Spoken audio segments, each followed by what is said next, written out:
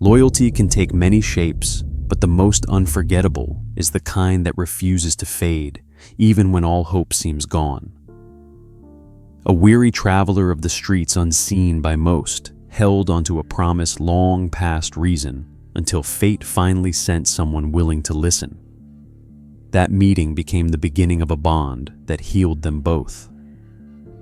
Stay with this story until the end. Remember to subscribe, and tell us in the comments where you're joining from. Margaret Ellison had never been the type to linger at bus stops. Her life carefully wound around the rhythms of teaching. Grocery lists and papers stacked high on her desk was usually too busy to allow pauses for reflection.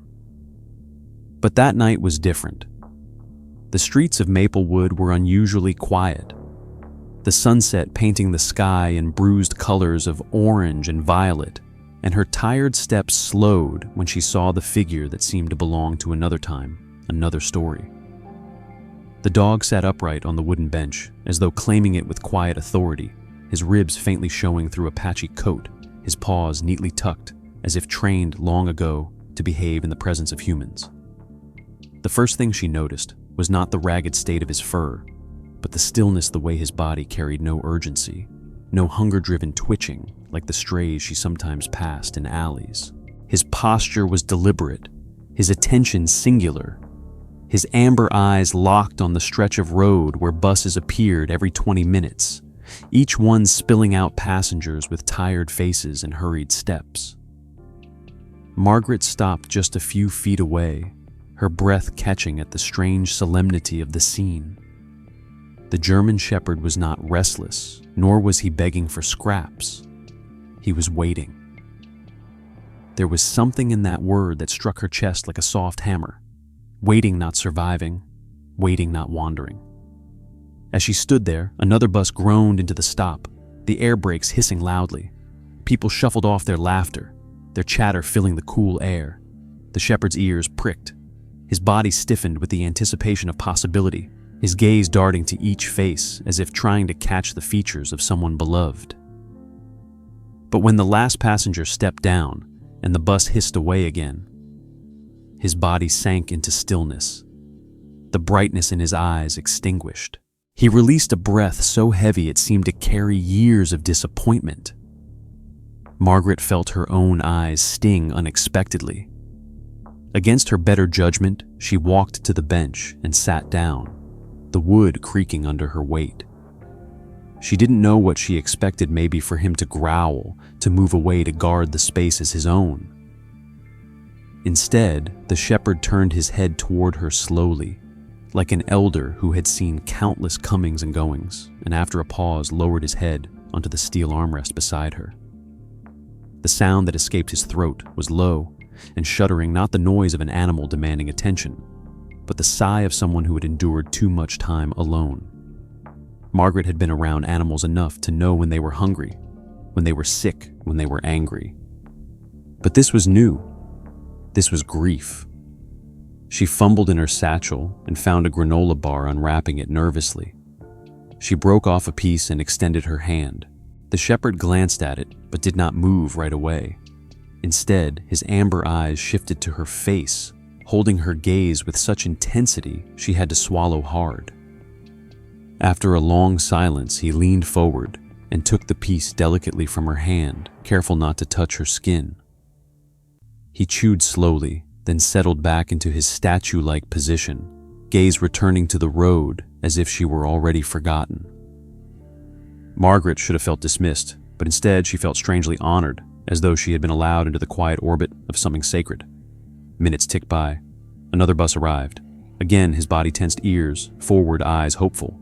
Again, people came and went, none of them the one he wanted. Again, he slumped back his head, bowing lower. Margaret whispered without meaning to, "Who are you waiting for?" The words slipped out and dissolved into the evening air, unanswered. But the shepherd shifted slightly, one paw stretching forward, and in that small movement, she felt he had heard her and chosen not to answer. The silence pressed on, her heavier with every second.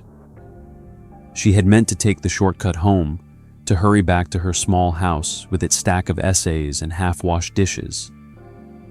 But now her evening had bent in another direction, pulled by a force she couldn't quite name.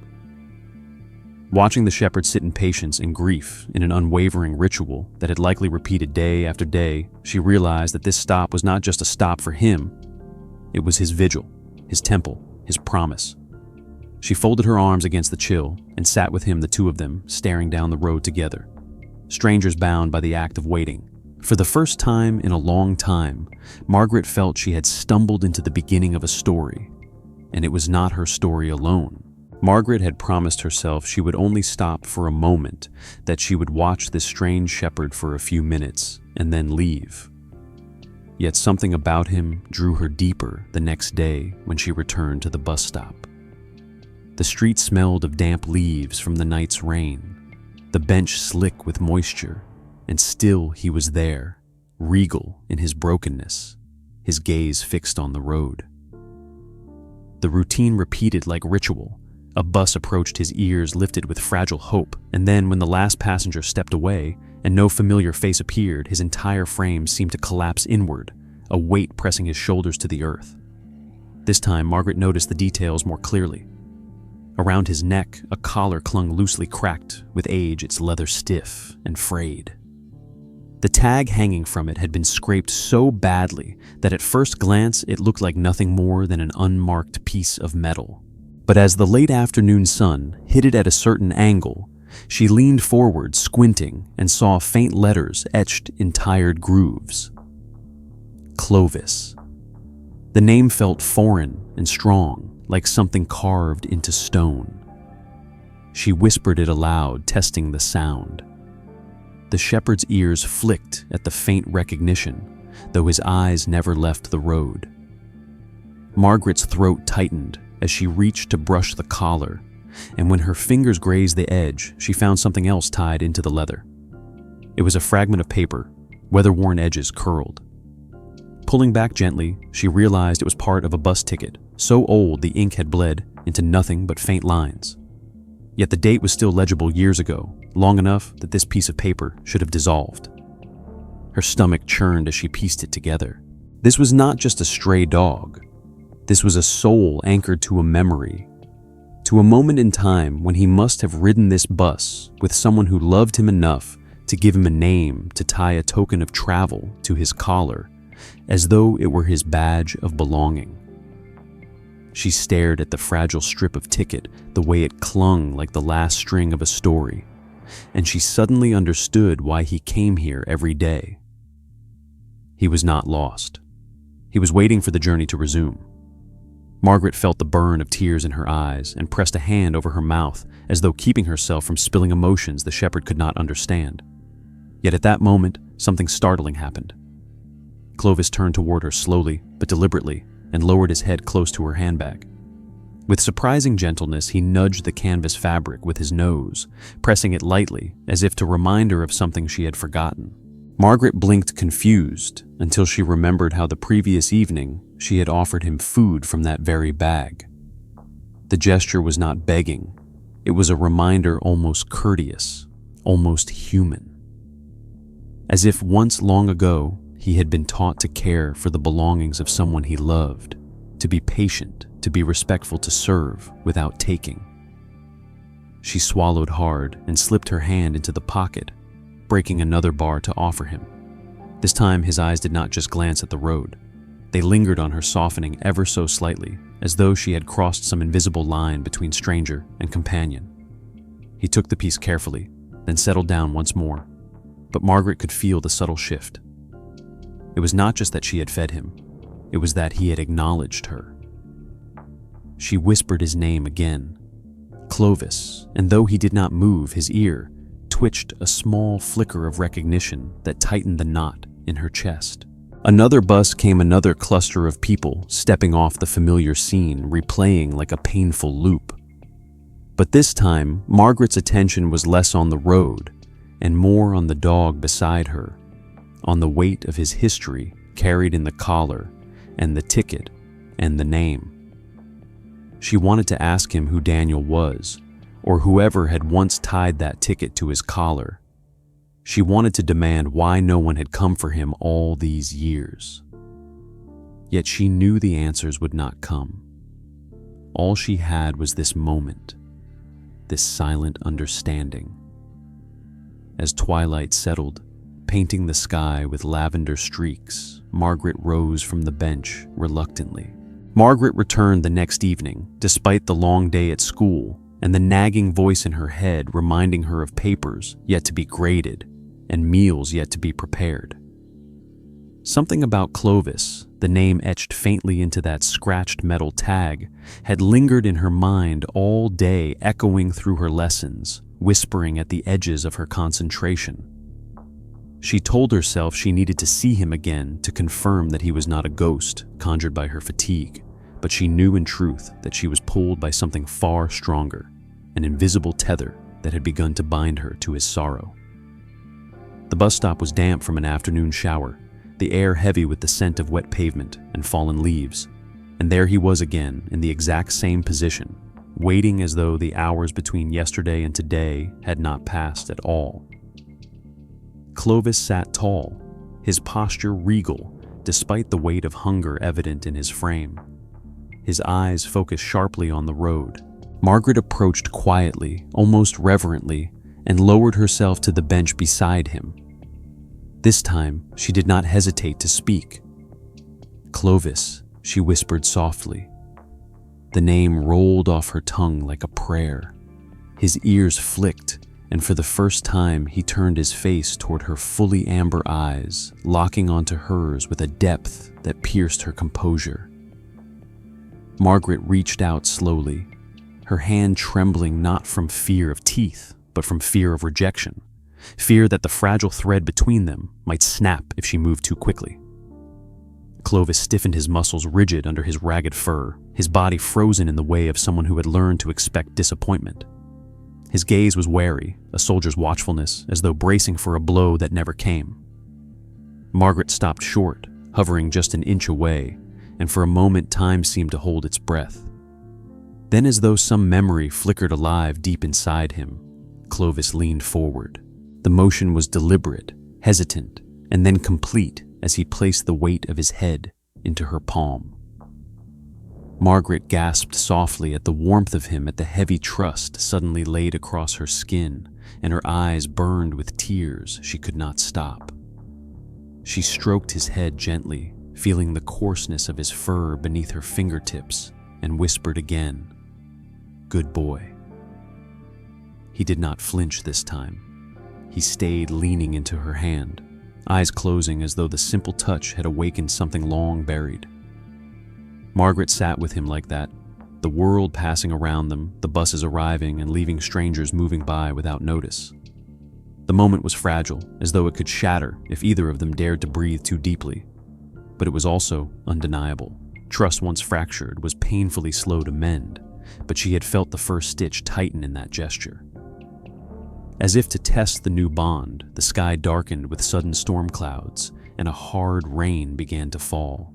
Margaret cursed softly, fumbling with her coat, but before she could cover herself, she instinctively opened the fabric wide, an old habit of protecting the small children she once guided across playgrounds. She expected Clovis to move away, to retreat into the cold, as he had been forced to so many times, but instead, he shifted closer. To her shock, he pressed his side against hers, trembling violently from the chill, but refusing to step back. Margaret froze, her arms half raised, unsure whether to embrace him or simply let him decide. Then she felt it, the steady rise and fall of his chest against her ribs, the fragile rhythm syncing with her own heartbeat. He was seeking warmth, yes, but it was more than that. It was the instinctive act of someone who had lost a heartbeat he once knew and had found a faint echo in her presence. Margaret pulled her coat around them both, her arm finally settling across his back, and Clovis did not resist. He leaned into her head, heavy against her side as the rain drummed on the shelter above. The two of them sat in silence, the world blurred by rain and shadows, and Margaret felt an unfamiliar peace seep through her. Margaret did not know what compelled her feet to carry her to the bus stop again the following evening, but by the time the church bells in town tolled 6, she was already there with her umbrella in hand. The storm from the night before had left the street damp and shining with puddles, and a crisp wind cut through the neighborhood. But Clovis was there, as she knew he would be. He sat with his body poised, ears forward, his amber eyes scanning the road in that steady way that never wavered. Margaret settled on the bench, pulling her coat tighter, and this time Clovis turned toward her almost immediately, acknowledging her presence with the faintest flick of his tail. It was not joy, not yet, but it was recognition, and it pierced her heart. She whispered his name, brushing her hand lightly over his collar when she heard footsteps approaching. An elderly man, stooped with age and bundled in a faded overcoat, shuffled across the street, carrying a bundle of unsold newspapers under his arm. His voice was raspy from years of shouting headlines, and he paused in front of her, squinting through spectacles clouded with mist. "You've sat with him," the man said, not as a question, but as a quiet observation. Margaret nodded, uncertain, and the old man lowered himself onto the opposite end of the bench, his eyes falling on Clovis with the familiarity of someone who had watched this scene many times before. He explained in a voice worn by memory that the dog had been coming here for nearly 2 years without fail. Rain, snow, or blistering heat. Clovis arrived at the same time and waited until the last bus had gone before retreating to wherever he slept. Margaret's eyes widened in disbelief.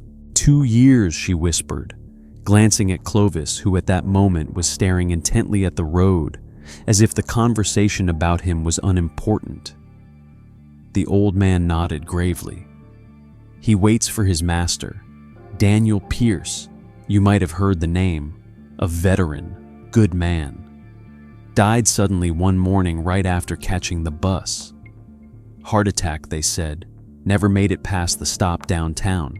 That dog was with him every day, rode the bus with him to the corner, walked him back each evening. And then one day, Daniel didn't return. Since then, the shepherd's been waiting." The words struck Margaret harder than she expected, and she clutched her coat tighter around her, as though to hold herself together. She looked at Clovis differently now, seeing not just a loyal animal, but a grieving companion, a guardian caught in time.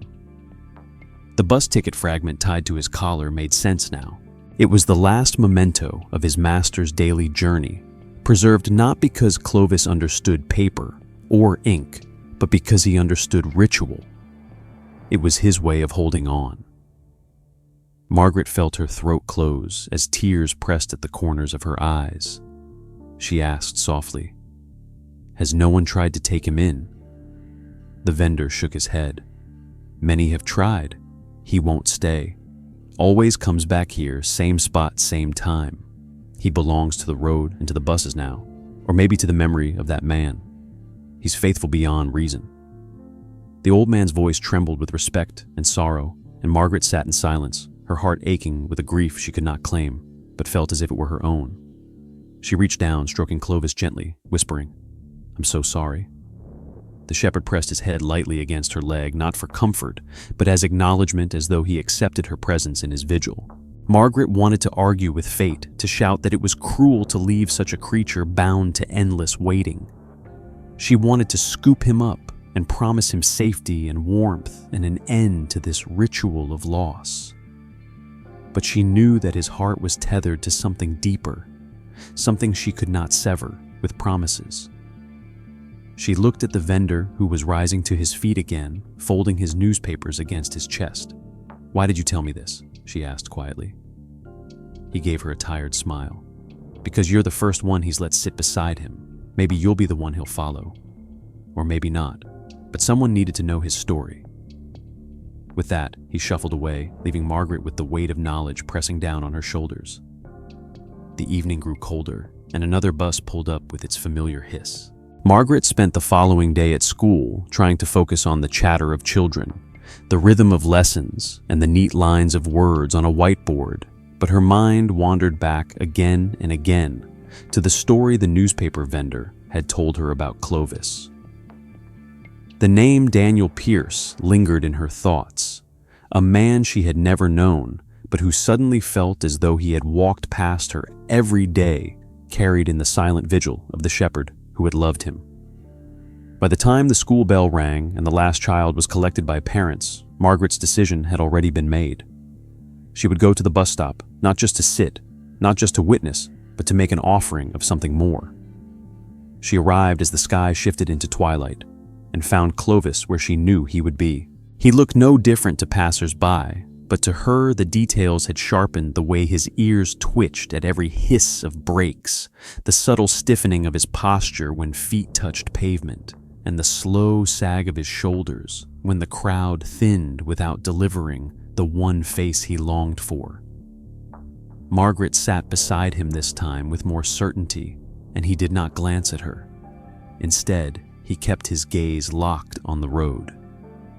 Hours passed, the buses came and went, and her resolve deepened with every heavy sigh he released. Finally, as the night crept closer, Margaret stood. She slung her satchel over her shoulder and waited. Clovis did not rise. His body remained rooted to the bench, his paws planted firmly on the concrete, his eyes never leaving her, but his body refusing to follow. Margaret felt the weight of his stare and realized it was not indifference. It was a question. It was a test. Would she leave as everyone else had? Would she walk away and let him shoulder his grief alone? She took a single step toward the curb and his ears flicked. Her throat tightened and she froze. Turning back, she knelt down until her face was level with his, her voice quiet but firm. "Come with me." The words hung in the cool air, fragile and uncertain. For a moment, Clovis did not move, and she thought her heart might break. Then slowly, with a stiffness that betrayed both caution and years of waiting, he shifted his weight. His front paw lifted, then pressed forward, followed by the other, until at last he rose from his vigil. His body was lean and weary, and Margaret noticed for the first time a faint limp in his hind leg, as though time and hardship had left their mark. He walked toward her not with eagerness, but with the careful steps of one who had been betrayed too many times. Margaret's heart pounded as she guided him toward her car, parked just beyond the corner. She opened the door and stepped back. Clovis stood at the threshold, his amber eyes flicking from her to the open seat, and then to the road stretching beyond the buses. Margaret whispered again, "Come with me."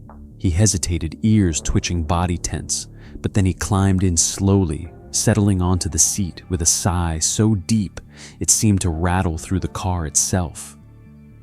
Margaret climbed in beside him, relief flooding her chest, but when she glanced at him, she realized his gaze had not shifted. Even in her car, even with the new seat beneath him, his eyes remained fixed on the road outside, as though still searching for the figure who would never return. She reached out, brushing her hand gently over his head. "You don't have to wait anymore," she whispered, but Clovis did not blink, did not shift his stare. He accepted her touch, but not her promise. Margaret guided Clovis into her small house with nervous hope, the way one leads a weary traveler across a threshold and prays they will find comfort in the shelter offered. She had spent hours the previous night preparing a corner of her living room with a large cushion, a folded blanket, and even a borrowed dog bed from a neighbor who knew nothing of her plans. She wanted him to feel welcome, to feel that he belonged here. But as she gestured toward the cushion and urged him softly to lie down, Clovis gave it a glance and then turned away. His paws carried him steadily to the front door, where he lowered his body onto the floorboards with the dignity of a sentinel who would not abandon his post.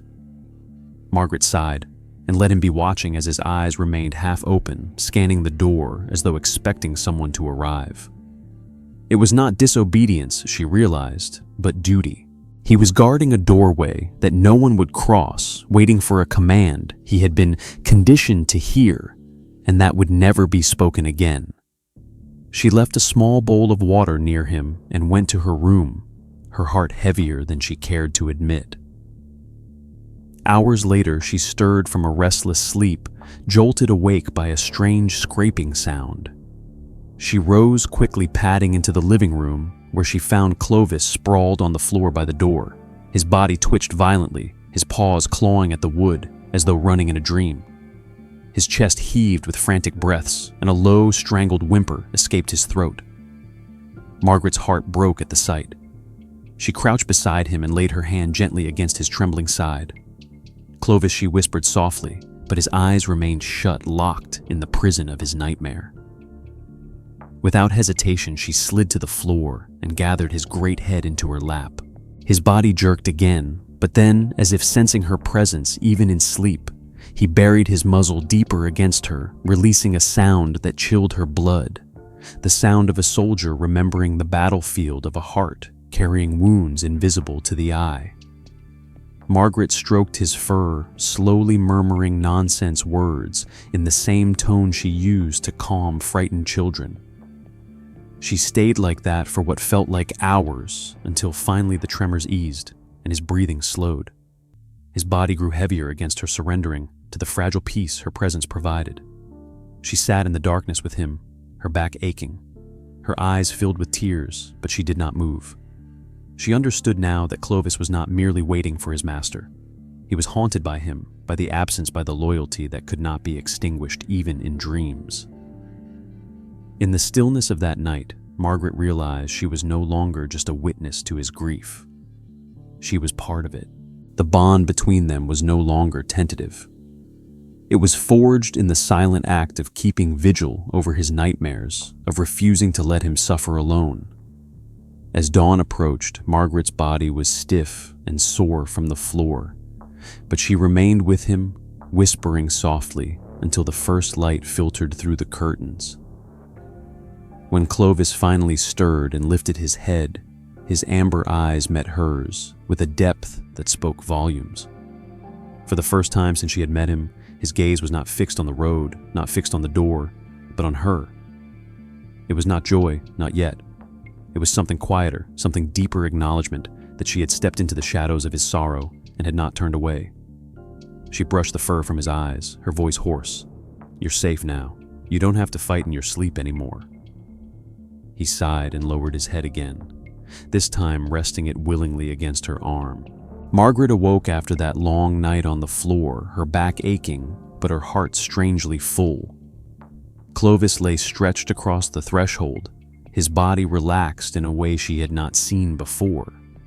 His eyes fluttered open when she stirred, and for a brief moment, the amber gaze that had always been distant and fixed on the horizon now softened upon her face.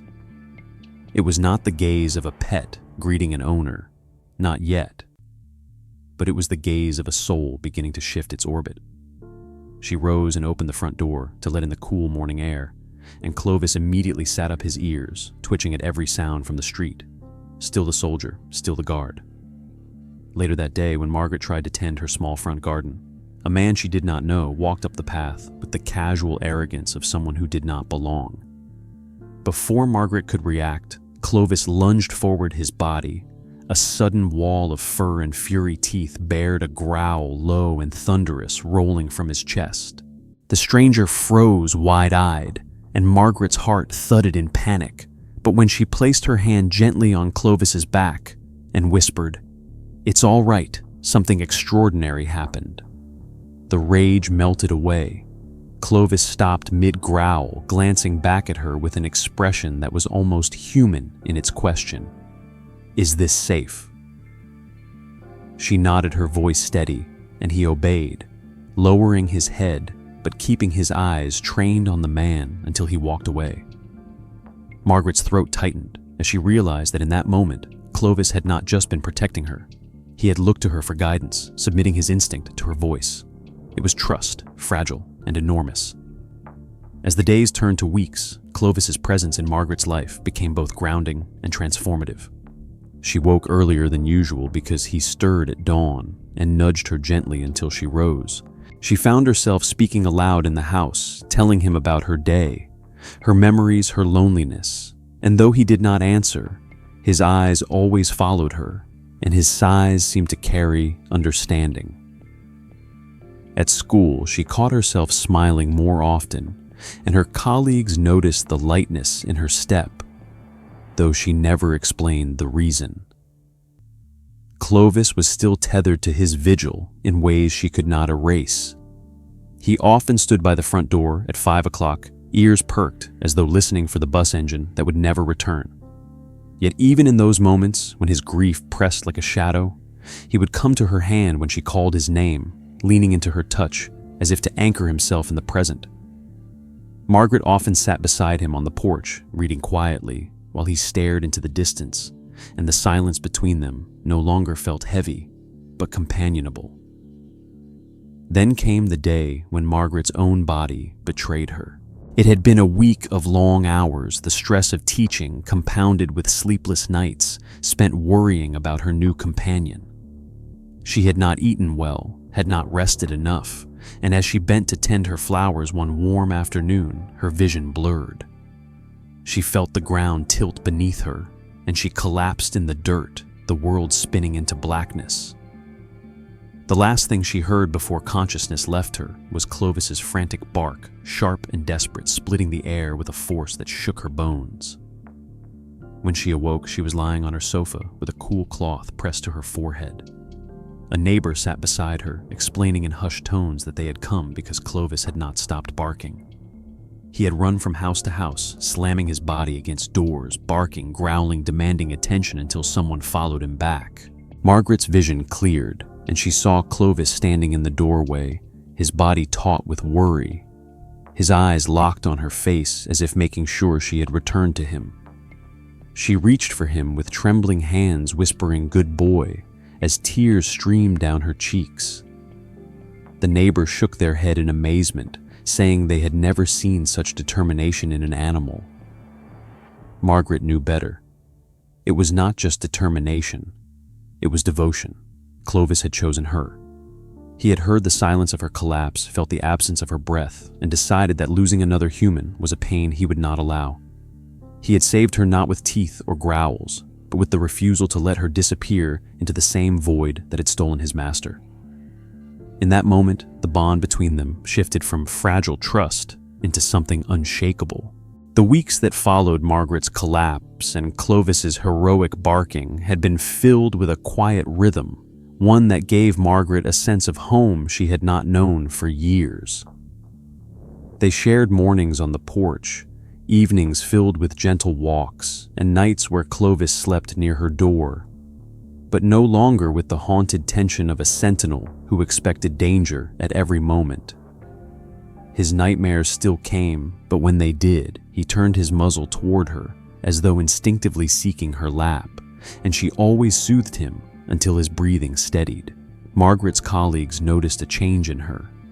There was warmth in her voice again, a steadiness in her smile, and though she did not speak of it much, they guessed it had something to do with the mysterious new presence in her life. She was more tired at times, more stretched thin by caring for another soul. But she did not complain, because Clovis filled the empty places inside her with a loyalty so pure that she wondered how she had lived so long without it. Yet life had a cruel way of testing bonds, and fate waited for its moment. It happened on an ordinary afternoon. The sky had threatened rain all day, heavy clouds brooding above the town. But Margaret insisted on taking Clovis for a walk before the storm broke. They moved along the familiar streets, her hand brushing his head every so often, his ears twitching at the sounds of distant engines. When they reached the intersection by the old hardware store, the drizzle began. The pavement glistened with a slick sheen, and Margaret clutched her umbrella tighter. She stepped off the curb, trusting the light, but the world tilted in an instant. A truck barreled down the street, its tires screeching as they lost grip on the wet asphalt, the horn blaring in panic. Margaret froze, her body locked in fear. Time slowed, her heart hammering in her chest, her breath stuck in her throat. In the space between a heartbeat and tragedy, Clovis moved. He lunged with a force she had never seen, his entire weight slamming into her side. She stumbled, falling hard onto the opposite curb, her umbrella spinning away. The truck roared past a blur of metal and noise, clipping Clovis's body before the driver managed to wrench it to a halt. The sound of the impact was small compared to the horror it carried. Margaret screamed, scrambling to her knees. Clovis lay on the slick pavement, his fur matted by rain and blood seeping from his flank. His amber eyes, however, were steady fixed on her with a clarity that broke her heart. She rushed to him, her hands shaking as she pressed against the wound, her voice frantic. "No, no, stay with me. Please, you can't leave me now. You can't." The rain pelted them, washing red into the gutter, and Clovis's body shuddered. Yet even as he lay there, pain etched in every line of him, his tail thumped faintly against the ground, a weak wag that carried more meaning than words. It was as if he was telling her the only truth he knew. "I kept my promise. You're safe." Margaret's tears blurred her vision, her sobs breaking through her pleas. She cradled his head, pressing her forehead against his, whispering over and over that he could not leave her, that she needed him, that he had to hold on. The driver stumbled from the truck, his face pale, his words tumbling apologies, but Margaret barely heard him. All she could hear was the fading rhythm of Clovis's breath, the fragile sound of loyalty stretched to the breaking point. Neighbors rushed from nearby shops, voices shouting for help, someone dialing the vet's emergency number. A blanket was thrown over Clovis to keep the cold rain from worsening his state, but Margaret clutched him tightly beneath it, refusing to let him out of her arms. Every second felt like an eternity, her heart tearing with the fear that she had already lost him. When the emergency vehicle arrived, hands tried to pull him away, but Clovis whimpered and shifted his eyes, never leaving hers. Margaret climbed into the back of the van beside him, gripping his paw as the siren wailed. "I'm here," she whispered, tears streaming down her face.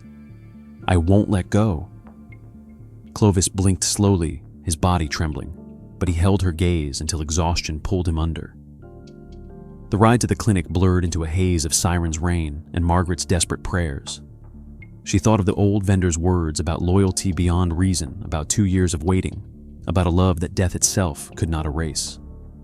She realized then that Clovis had never stopped being Daniel Pierce's dog, but now he was hers too, and the thought of losing him before he fully believed that broke her more than she could bear. At the clinic, the staff rushed him inside, and Margaret stumbled after them, soaked and shaking. They asked questions she could not answer.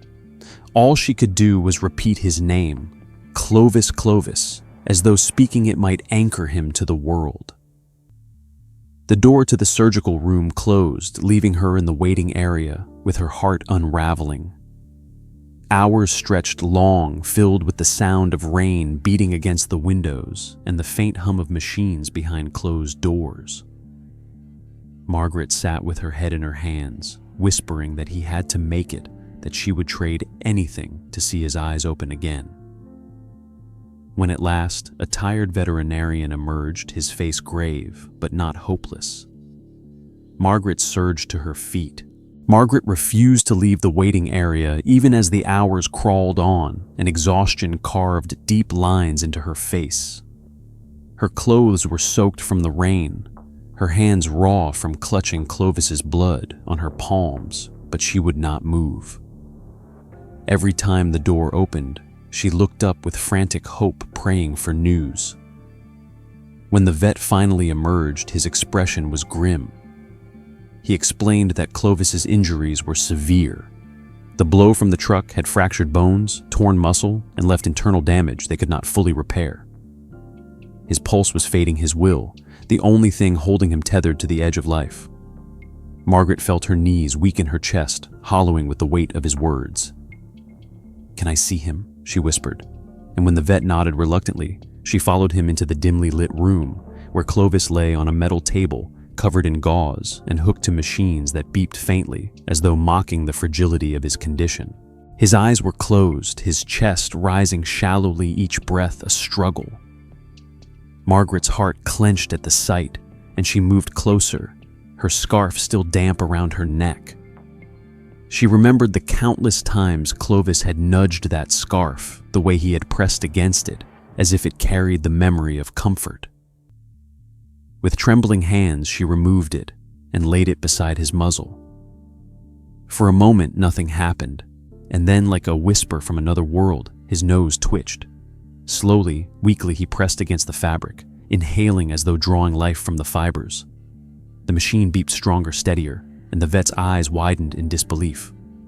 "He knows," Margaret murmured through her tears. "He knows I'm here." She placed her hand against his paw and whispered his name over and over, promising him that he was not alone, that he would never wait in vain again. In the days that followed, Margaret lived in that clinic. She brought books not for herself, but for him, because she realized that Clovis responded not just to her touch, but to her voice. She borrowed old war memoirs from the library, volumes written by men who had fought and endured like Daniel Pierce once had. Each evening, she sat by Clovis's side and read aloud, her voice steady, even when her heart threatened to break. Clovis would close his eyes, his ears twitching, as though the cadence of her voice echoed memories of marching boots, steady commands, and the comfort of a master who had once spoken with similar authority. His breathing grew stronger when she read, his pulse steadier, his wounds knitting in ways that astonished the medical staff. The vet admitted he had never seen recovery like it. "It's not just medicine," he said quietly. "It's love that's healing him." Margaret smiled through her tears because she knew it was true. Every time she touched his fur, every time she whispered his name, every time she pressed her scarf close, Clovis fought harder. At night, when the clinic was silent, and the only sound was the hum of machines, Margaret sat beside him, her head resting against his flank, listening to the faint drum of his heartbeat. She would drift in and out of sleep, comforted by that rhythm, and when she stirred, she often found his eyes open, watching her with a soft glow that carried both pain and devotion. The days stretched into weeks, each one filled with small miracles. Clovis began to lift his head, then drink water on his own, then take cautious steps with Margaret supporting him. The staff shook their heads in wonder, calling him a soldier, a survivor, a miracle. Margaret called him hers. The town began to whisper about the shepherd who had waited for years and the woman who had sat beside him. People visited the clinic, leaving flowers, food, even donations for his care, but Clovis ignored them, all his eyes always fixed on Margaret.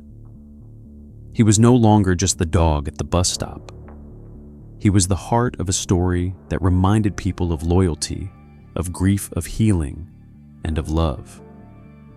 One evening, as Margaret finished a chapter of a war memoir about comrades refusing to abandon one another on the battlefield, Clovis shifted closer, resting his head in her lap. His eyes closed, his breathing deep and strong, and his body no longer trembled with pain. Margaret stroked him gently, tears streaming silently as she whispered, "You made it." The clinic days turned into weeks, and soon the weeks turned into months, each one marked by progress that stunned even the most skeptical of the veterinary staff. Margaret never left Clovis's side, not when he first stood on unsteady legs, not when he took his first careful steps through the clinic yard, and not when he wagged his tail at the sight of her returning from a brief trip to fetch food. Every fragile milestone was celebrated with tears and whispered words of encouragement. By the time they allowed him to return home, he was still thinner than he should have been, and his body still bore scars from the impact. But his strength was returning, and his spirit, which had been beaten down by grief, was rising again.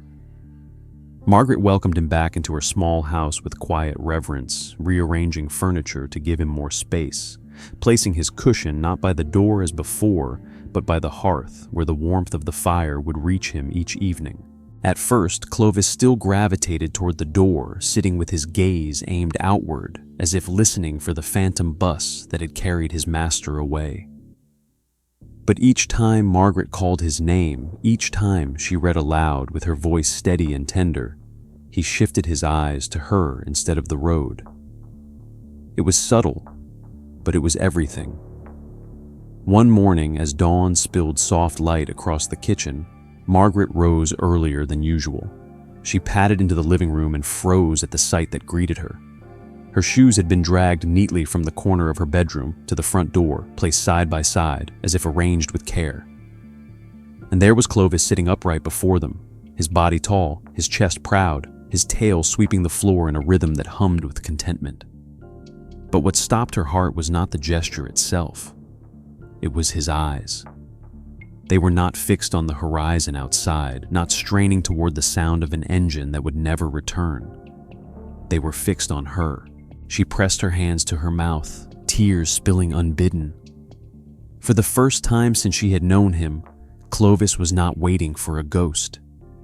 He had chosen his home, and it was with her.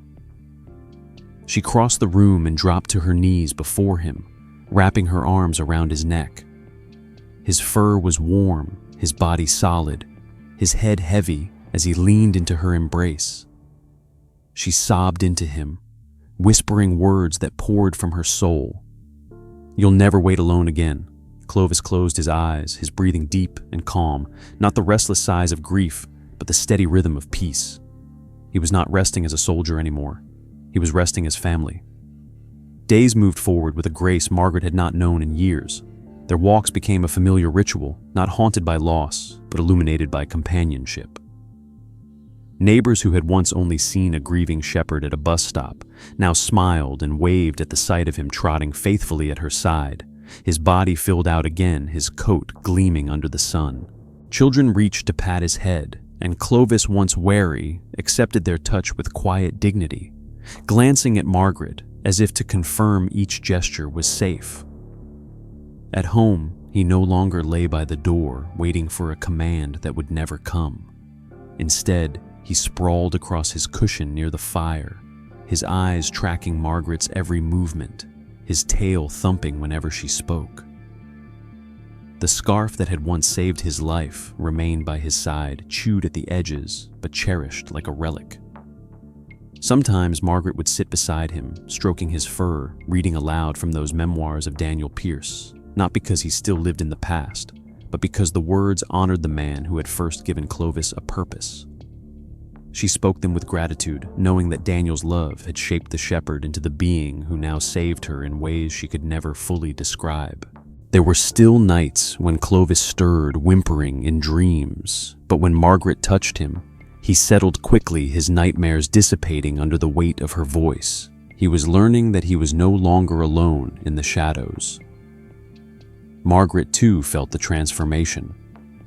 She realized that Clovis had given her something she had not admitted she needed a reason to believe again, in devotion and love that endured beyond death, in the healing that came when two broken souls found each other and refused to let go.